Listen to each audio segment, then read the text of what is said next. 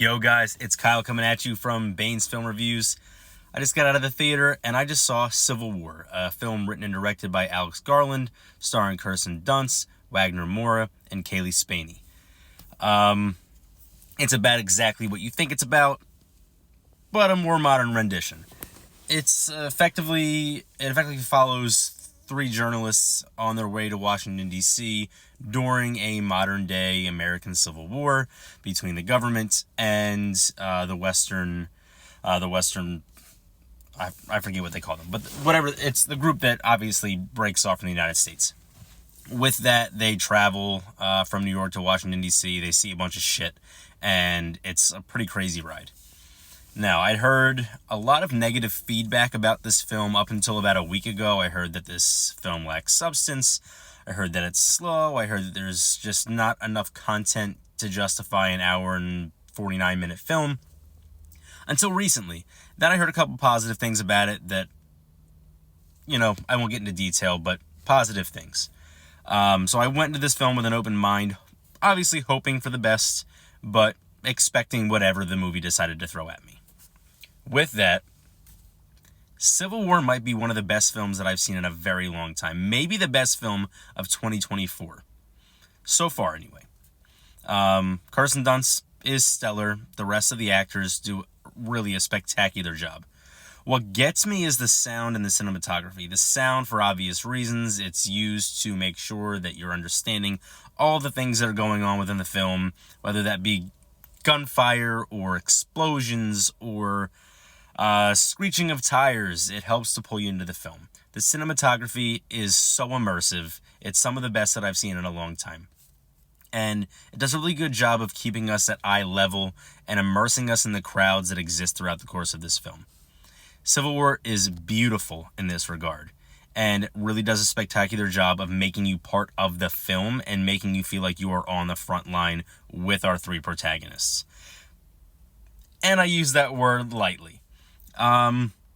It's interesting. So, going into a film in 2024 that talks about a civil war, and is heavily into politics, you'd expect Alex Garland and the rest of the filmmakers to take a side. And that's fully what I expected going into this film. They don't do that. They play the middle ground so well. They being the filmmakers as a whole, but specifically Alex Garland, who, again, wrote and directed this film.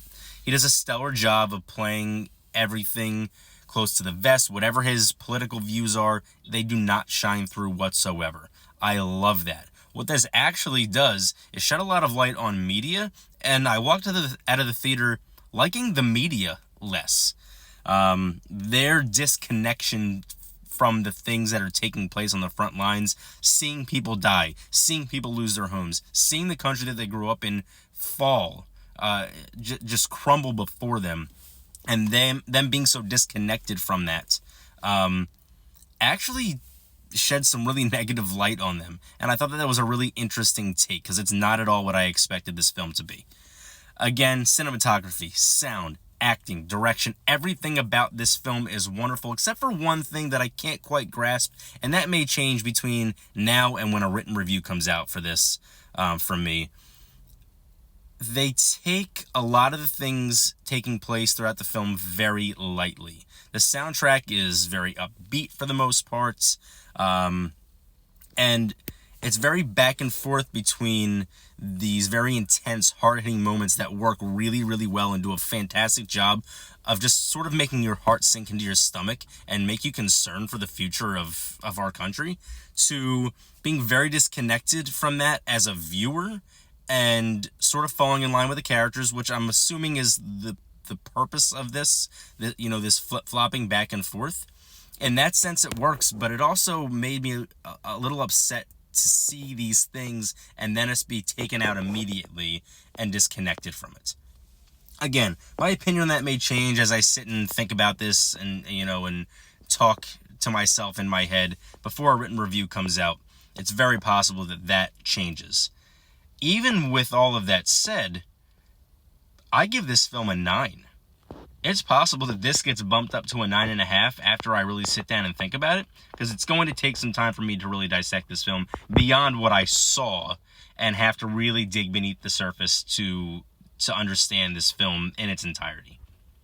So testament and kudos to Alex Garland for being able to capture this topic, this story, in a way that really resonated with me, but also is making me think far beyond my time in the theater.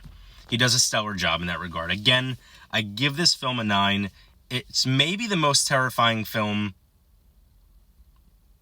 dare I say, ever, that I've seen, at least in my mind, because it really hits home and it touches on some of the political ventures that are taking place in our country right now, and it's showing how divisive we are, and it's sort of showing the way that we're headed. And I hope that this is an extreme representation of what the world is becoming, and not something that actually becomes a reality. But I found these images and this story to be truly terrifying. Again, a 9. I encourage you to get to the theater and watch this film before it leaves. It will be gone soon. A24 has done it again. I love Civil War. Until next time, peace.